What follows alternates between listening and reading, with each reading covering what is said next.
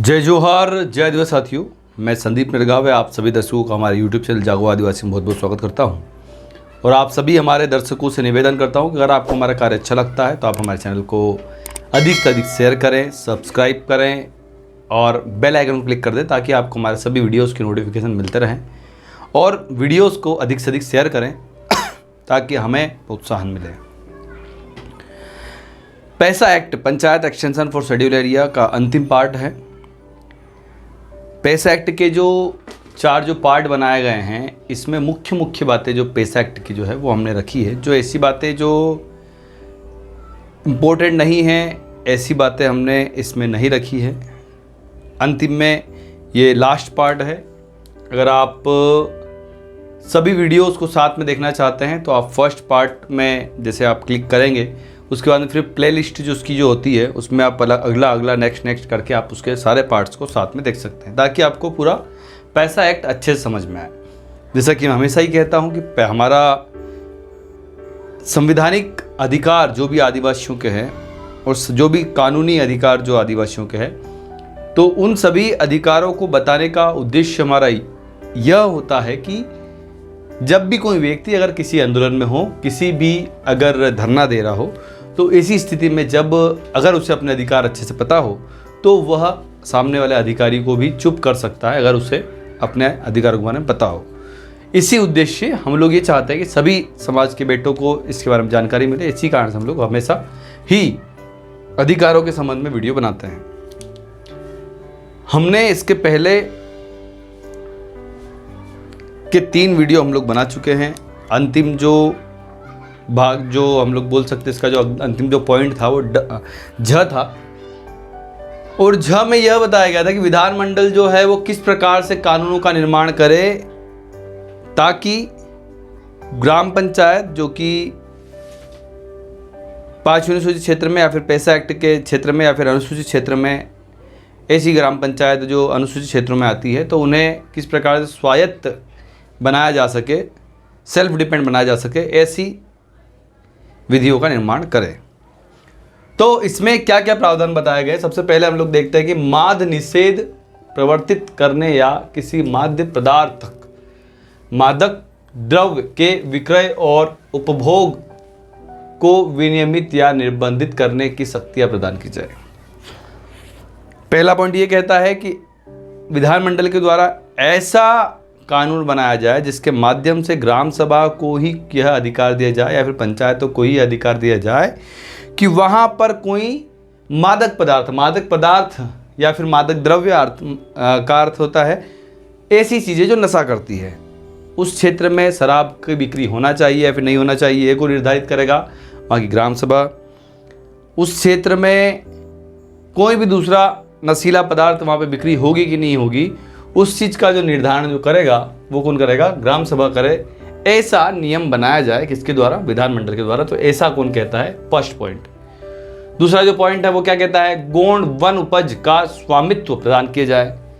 विधानमंडल जो है वो ऐसा विधान बनाए जिसके माध्यम से गौण वन उपज अर्थात जैसे कि तेंदुपत्ता जो होता है आदिवासी इलाकों में होता है, और तेंदुपत्ते का संग्रहण करने के बाद में आदिवासी अपना दैनिक दिनचर्या को करते हैं या फिर अपना जो अपना जो खर्चा है वो उसी तेंदुपत्ते को बेच कर ही निकालते हैं। तो वह जो तेंदुपत्ता है और भी जो अन्य वन उपजें जो है जैसे महुआ है, तो ये सभी क्या है, गौण वन उपजें हैं। तो इन सभी वन उपजों का जो स्वामित्व जो है वो ग्राम सभा के पास ही रहे, ऐसा विधानमंडल जो है वो विधान बनाए। ऐसा कौन कहता है, सेकेंड पॉइंट कहता है।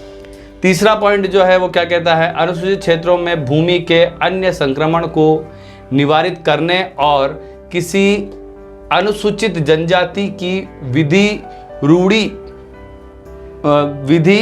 विरुद्धता या अन्य संक्रमित भूमि को प्रवर्तित करने के लिए उपयुक्त कार्रवाई करने की शक्ति प्रदान की जाए। विधानमंडल जो है वो ऐसे नियम बनाए जब किसी भूमि का संक्रमण, जैसे भूमि के अन्य संक्रमण अर्थात उसका विस्तार करना, उसका विस्तार होना।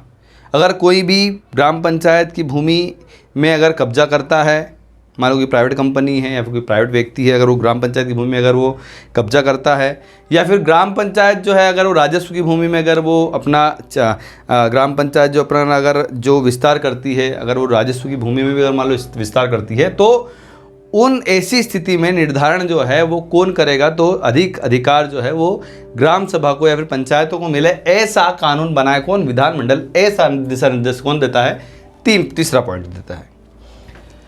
चौथा पॉइंट जो है वो क्या कहता है कि ग्राम बाजारों का चाहे वे किसी भी नाम से ज्ञात हो, प्रबंध करने की शक्ति प्रदान की जाए।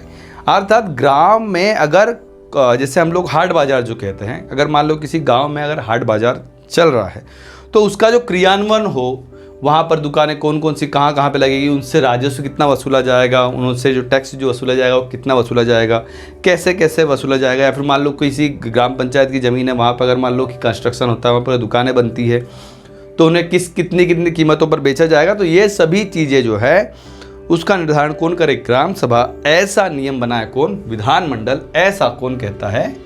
चौथा पॉइंट। पांचवा पॉइंट जो क्या कहता है कि अनुसूचित को धन उधार देने पर नियंत्रण रखने की शक्ति प्रदान की जाए। जैसे कि अभी आपने कुछ ही दिन पहले मध्य प्रदेश शासन के द्वारा जो कानून जो आया है नया, कि कोई भी व्यक्ति आदिवासियों को ब्याज से पैसा नहीं दे सकता, सेठ साहूकारिता जो कहा जाता है। तो ये जो नियम जो आया वो इसी के तहत आया है, अनुसूचित को धन उधार देने पर नियंत्रण। अब इसी के आधार पे गवर्नमेंट जो उन्होंने नियम बनाया है वो यही बनाया है कि भैया कोई भी ब्याज पे आदिवासियों को ब्याज के आधार पे आदिवासियों की जो जमीन जो जेवर जो है वो नहीं रख सकता, ब्याज से उन्हें पैसा नहीं दे सकता। तो ये इसी के आधार पे इन्होंने नियम बनाया है, और ये जो है वो विधानमंडल को दिशा निर्देशित कौन करता है? पांचवा पॉइंट जो है वो दिशा निर्देशित करता है कि भैया कोई भी अनुसूचित व्यक्ति, अगर कोई भी अनुसूचित व्यक्ति कौन होगा? कौन होगा? एसटी होगा या फिर एससी होगा। अनुसूचित मतलब एसटी या फिर एससी। तो इन दोनों को ही धन उधार देने पर नियंत्रण रखने की शक्ति किसको दी जाए? ग्राम सभा को दी जाए, पंचायत को दी जाए। ऐसा कौन कहता है? झ का पांचवा पॉइंट कहता है। और इसी के संबंध में विधानमंडल ने ग्राम सभा को अधिकार ना देते हुए स्वयं ने यह नियम बना दिया कि कोई भी आदिवासी को सेठ साहूकारिता के आधार पर ब्याज से पैसा देना, उनकी जो जेवर जो है वो रखना, पैसा देना, उन पर ब्याज लगाना, ये सब चीज़ें इनलीगल कर दी गई है। किसके आधार पे? पांचवे के आधार पे। अब अगला क्या है हमारा छठवा, सभी सामाजिक सेक्टरों में संस्थानों और कृत्य कार्यों पर नियंत्रण रखने की शक्ति प्रदान की गई। देखो जितनी भी सामाजिक सेक्टर जैसे कि एनजीओ जो होते हैं, संस्थाओं और कृत्य कार्य, अगर कोई भी एनजीओ अगर गाँव में आता है, काम करता है, तो उन सभी प्रकार की चीज़ों पर जो नियंत्रण जो है वो किसे दिया जाए? ग्राम सभा को दिया जाए। ऐसा नियम बनाए कौन? विधानमंडल। तो ऐसा कौन कहता है? छठवा कहता है। सातवां क्या कहता है? स्थानीय योजनाओं पर और ऐसी योजनाओं के लिए जिनके अंतर्गत जनजातीय उपयोजनाएं हैं, संसाधनों पर नियंत्रण रखने की शक्ति प्रदान की जाए। ऐसी योजनाएं जो किससे संबंधित है? आदिवासियों से संबंधित है। तो इस प्रकार की योजनाओं का जो नियंत्रण जो होगा वो किसके माध्यम से होगा? ग्राम सभा के माध्यम से होगा। ऐसा नियम कौन बनाए? विधानमंडल बनाए। ऐसा कौन कहता है? सातवां पॉइंट कहता है। किसका? झ का सातवां पॉइंट कहता है। तो अब ये जो मूल बातें जो पैसा एक्ट में जो है वो सारी हम बता चुके हैं। इसमें ड और इसके आगे भी ण करके भी एक पॉइंट है, लेकिन वो उतना इम्पोर्टेंट नहीं है, इस कारण से उसे ज़्यादा उल्लेखित नहीं किया जा रहा है। जो महत्वपूर्ण बातें जो है, जो आदिवासी समाज के युवाओं को जो समझने के लिए जो आवश्यक बातें हैं, वे सभी इसमें बताई गई है।